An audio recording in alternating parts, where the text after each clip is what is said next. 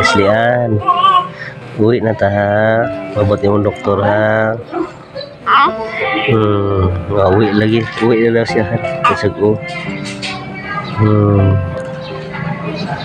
Uli na daw si Leslian.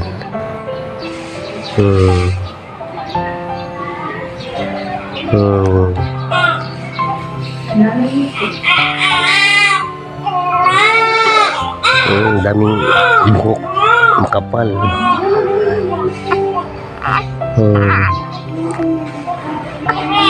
Wala, nagkilak-kilak naman na, ha?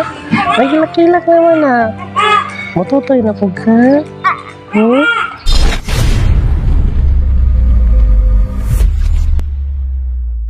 Ayun mga tol, ngayon pangatong araw namin dito sa hospital. Ang inantay na lang namin yung doktor na, Pidjan. Yung Pidja, yung doktor ng baby na si Leslian. Ngayon, pangatong araw, ito na ngayon kalagay ngayon. Mas maginawa ang kanyang pakiramdam na bago siyang binihisan. Ayun, tol. Ayun, si Leslian. Oy. Ayun, hindi siya gustong magsombrero dahil maraming pawis lumalabas. Ayun, yun. Busog na busog talaga siya, no? Ayun.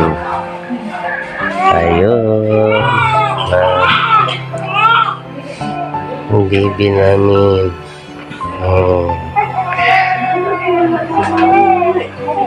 Naglalaro po siya.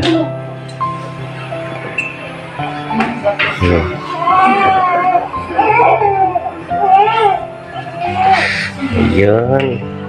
Gadola oy. Si Leslian oy na may dimple oy.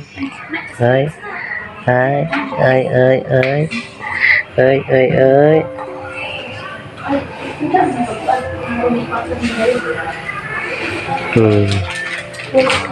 Ayun.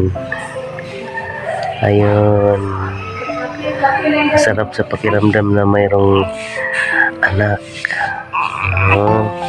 Nung sama, nagdula na. Nagdula na.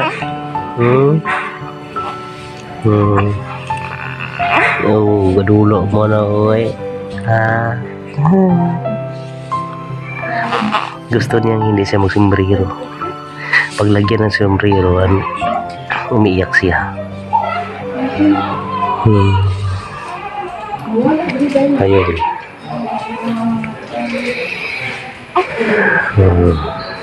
Kanyang mama. Ayun. At dun sa mga kasamahan namin dito sa room, ayun mga tol, siguro sa ilang araw sila makalabas. Yun.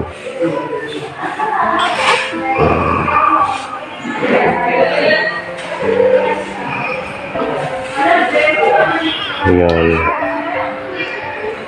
Excited na po kami na makauwi. Excited na kami makapunta sa bahay. Dahil hirap dito tol. Hirap dito na maraming mga kasamahan. Gusto namin sa private na tingnan si Leslian. Oy. Ayun na. Ate.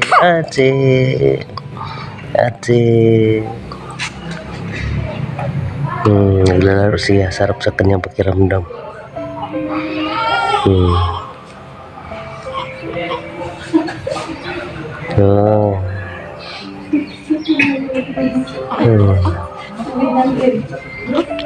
Yun, uwi na daw niya ha.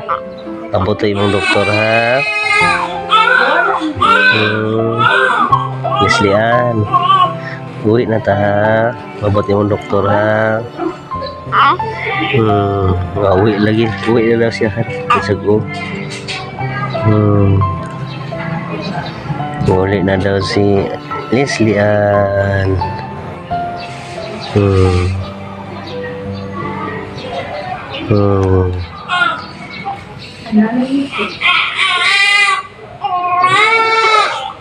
Daming buhok.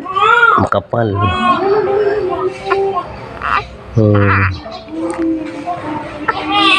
Na, nagkilak-kilak naman na. Ha? Nagkilak-kilak naman na. Matutoy na po ka? Matutoy na po. Matutoy siguro niyan. Saglit mga takot. Didihan natin. Ayun mga tol. Gusto niyang palaging nakadikit ang kanyang bibig sa latiti ng kanyang mama. Ayun. Ayun mga tol. Yan ang kanyang gusto.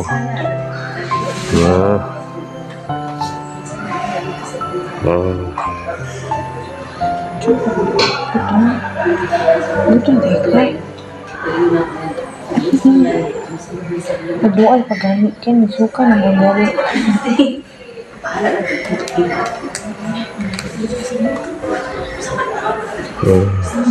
Ngayon uwi kami. Doktor na lang ni Leslie Ann ang inaantay pagkatapos uwi na kami sa bahay. Ayun mga tol.